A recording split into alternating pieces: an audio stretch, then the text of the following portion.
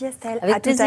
tout à l'heure, 9h. Guillaume Daré nous a rejoint. Bonjour Guillaume. Bonjour, pour évoquer notamment l'impact de cette guerre sur la politique intérieure. D'abord un mot de l'agenda d'Emmanuel Macron. Il était à Bruxelles la nuit dernière. Il va consulter à l'Élysée aujourd'hui. Oui, il sera de retour à Paris ce matin puisqu'il va recevoir successivement en fin de matinée ses deux prédécesseurs. À 11h, François Hollande. À midi, Nicolas Sarkozy. C'est une tradition républicaine d'échanger dans ces moments de crise. Cet après-midi, il participera par ailleurs à un sommet virtuel de l'OTAN en visioconférence. Et puis cet après-midi toujours, un message d'Emmanuel Macron sera lu à l'Assemblée nationale et au Sénat simultanément. Ça se fait en période un peu extraordinaire comme si. Ouais, on voit bien que cette crise majeure internationale vient par ailleurs perturber la campagne électorale, notamment la déclaration de candidature d'Emmanuel Macron. Oui, parce qu'on est à 44 jours de l'élection présidentielle aujourd'hui. 44 jours, ça veut dire que c'est bientôt le premier tour de l'élection présidentielle, le 10 avril. On voit que ça la perturbe et que ça la bouleverse parce que c'est très compliqué pour les différents candidats finalement de se distinguer sur ce sujet de l'Ukraine. On l'a vu hier, tous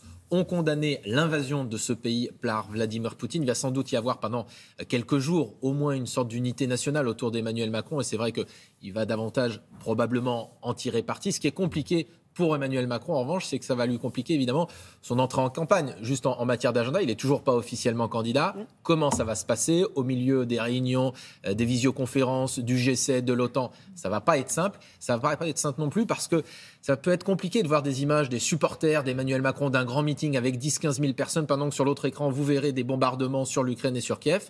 On sait que traditionnellement, les sujets de politique internationale sont peu présents dans une élection présidentielle. Ça va peut-être changer avec cette fois-ci un invité surprise qui s'appelle Vladimir Poutine. Merci beaucoup Guillaume Daré pour cet éclairage.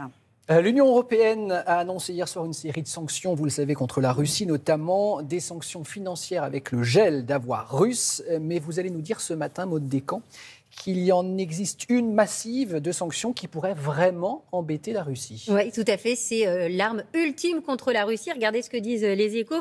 Une bombe atomique financière. De quoi parle-t-on? On parle de SWIFT. SWIFT, c'est quoi? Eh bien, c'est un système qui permet aux banques, vous savez, quand elles font des transactions, bien tout simplement, d'échanger ces transactions financières. Ça rassemble des milliers d'établissements bancaires dans le monde. SWIFT est capable de gérer 42 millions de messages par jour. C'est un système absolument incroyable. C'est un peu le cœur du réacteur de la finance. Exactement, c'est ça. C'est vraiment le cœur du réacteur. Et donc, la sanction ultime à laquelle ont réfléchi un moment les Européens et les États-Unis, eh bien, c'était de couper l'accès de la Russie à cette plateforme. Terminé, débrouillez-vous, vous faites autrement. Et ça, évidemment, aurait impacté toute l'économie russe puisque ça aurait considérablement ralenti toutes les transactions financières.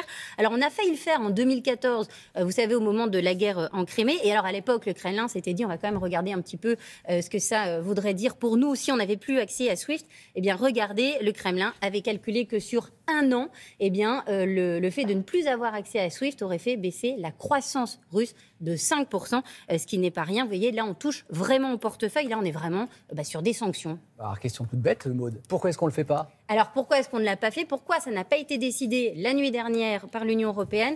Tout simplement parce que couper l'accès à SWIFT, ça impacterait également tous les pays qui ont des échanges avec la Russie. Je vous rappelle quand même que Moscou fournit plus de 40% du gaz de l'Europe. Je vous disais tout à l'heure que la France n'est pas dépendante du gaz russe, mais ce n'est pas du tout le cas de l'Allemagne qui dépend vraiment de cela.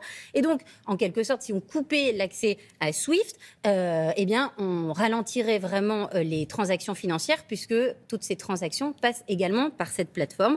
Et donc, regardez ce que nous disait le patron de Total hier dans la tribune. Eh bien, c'est qu'il est impossible de se passer du gaz russe. Donc, en quelques mots, il est impossible de couper l'accès à SWIFT. Donc on brandit la menace de la sanction, mais on ne l'applique pas.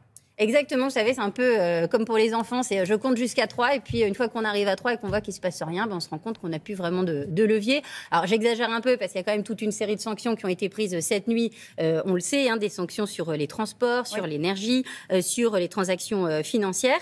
Mais ce qui est dommage, c'est que les Russes, eux, ont pris de l'avance. Je vous disais, en 2014, on les a déjà menacés de prendre cette sanction et donc depuis ce temps-là, le Kremlin a réfléchi et a travaillé sur le sujet. Et donc, les Russes ont développé leur propre plateforme d'échange financier. Alors, c'est un système qui n'est pas aussi performant, finalement, que SWIFT. N'empêche qu'eux ont quand même pris de l'avance, ont quand même réussi à mettre en place un système.